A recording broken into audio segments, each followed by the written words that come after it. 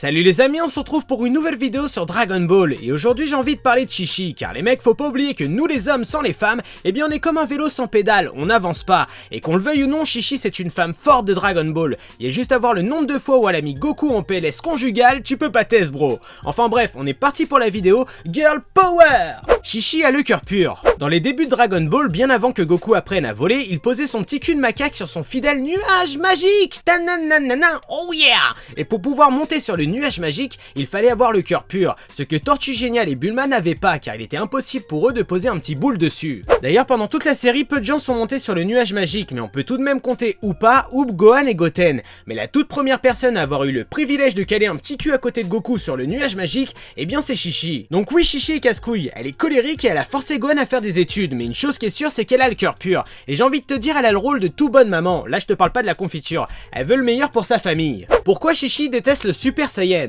Rappelez-vous, pendant la saga Cell, Goku et Gohan gardaient le Super Saiyan pour l'entraînement, et durant le laps de temps avant le Cell Game, Goku et Gohan rendent visite à leur pote à la Kamehameha. Chi-Chi est alors bouleversé de voir son fils avec une telle couleur de cheveux, en lui disant « Mais Gohan, où sont passés tes beaux cheveux noirs? T'es pas une bombe latine, baby ?» Plus sérieusement, pour nous, fans occidentaux, on ne peut pas réellement comprendre pourquoi Chi-Chi associe le Super Saiyan comme une forme de délinquance. Mais il faut savoir que dans les racines de la culture japonaise, un jeune qui se teint les cheveux en blond est souvent vu comme une forme de rébellion, ou pire, comme une forme de délinquance. Après, comme toute mère, la peur de voir sombrer ses fils dans la délinquance est tout à fait pardonnable. Cependant, il est clair qu'elle réalise que quand ses enfants passent en Super Saiyan, c'est pour combattre un ennemi puissant.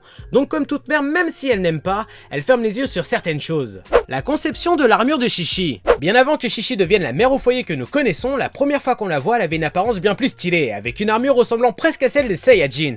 3 ans avant la conception de Dragon Ball, Akira Toriyama avait sorti une histoire courte appelée Pola et Road. Le manga raconte l'histoire de la justicière Pola qui veut combattre l'empereur Gamgabo, qui sème la terreur sur la planète Gungarakata. Mais le problème c'est qu'elle a du mal à s'y rendre à travers ce désert avec sa valise. Elle fait donc appel à un taxi interplanétaire qui est Road. Là où je veux en venir, c'est que l'armure de Pola a donné une grande source d'inspiration pour le maître, pour le chara-design de Chi-Chi dans Dragon Ball.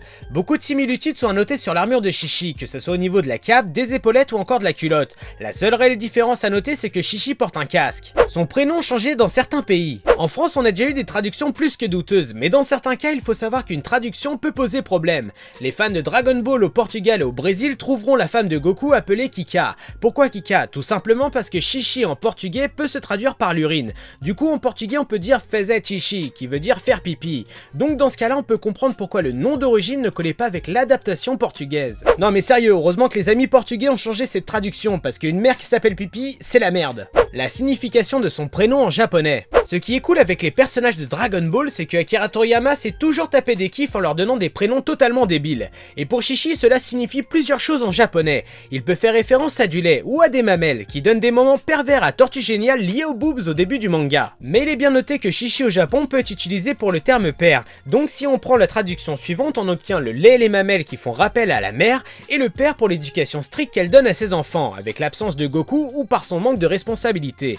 Alors de là à dire que Akira Toriyama avait réfléchi à l'avance par rapport à Chi-Chi, c'est un peu gros, mais faut avouer que c'est plutôt cool. Voilà les amis, la nouvelle vidéo se termine, j'espère qu'elle vous aura plu, n'hésitez pas à me proposer d'autres personnages par commentaire, de vous abonner à la chaîne YouTube, de lâcher ce putain de pouce bleu. Sur ce, moi je vous laisse, tchuss!